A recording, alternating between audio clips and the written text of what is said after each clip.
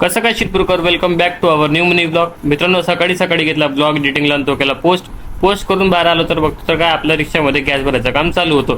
ते काम पूर्ण झाल्यानंतर मी केली तयारी तर करून घेतली, पण आपल्या डोक्यामध्ये काय आहेच नाही. घरच्यांना असं वाटतं आपला लाल कुछ तो करेंगा.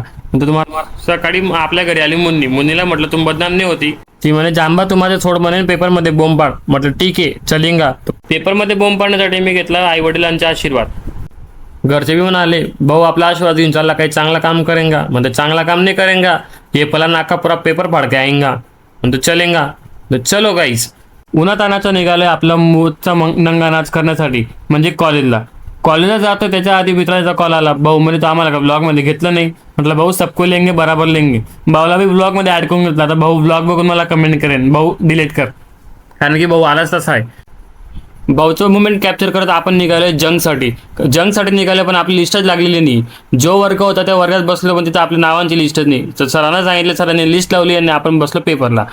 पेपरच्या नावाखाली आपण फक्त एमसीक्यू लिहून बाहेर येऊन लागलो आणि आपला कुणाल भाऊ धनाधन पेपर लिहितोय, तरी म्हणे आपल्याला काही येत नाही. म्हणतो बस का भाऊ.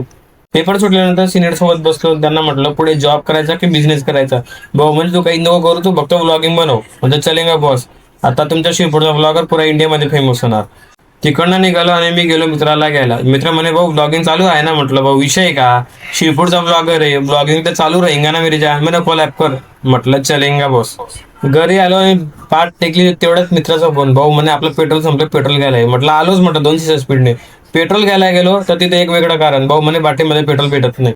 मला पाहून तो म्हणे भाऊ पेट्रोल म्हणतो. मी कथं गाडीला चोक लावून त्यांना घेऊन गेलो पेट्रोल पंपवर पेट्रोल भरलं आणि त्यांना केलं बाय बाय. दुपारचं बाग नंतर आपण संध्याकाळी करतोय ब्लॉग एडिटिंग. मित्रांनो, आपल्या आयडीला फॉलो करा आणि युट्यूब चॅनलला सबस्क्राईब करा. तिथे लिंक आहे. आणि लाईक, कमेंट, शेअर आणि तुमच्या मित्रांनाही शेअर करा, कारण का आता तुमचा गावाचा ब्लॉगर नवीन कंटेंट घेऊन येत आहे तुमच्यासाठी. जय हिंद, जय कानादेश, जय महाराष्ट्र.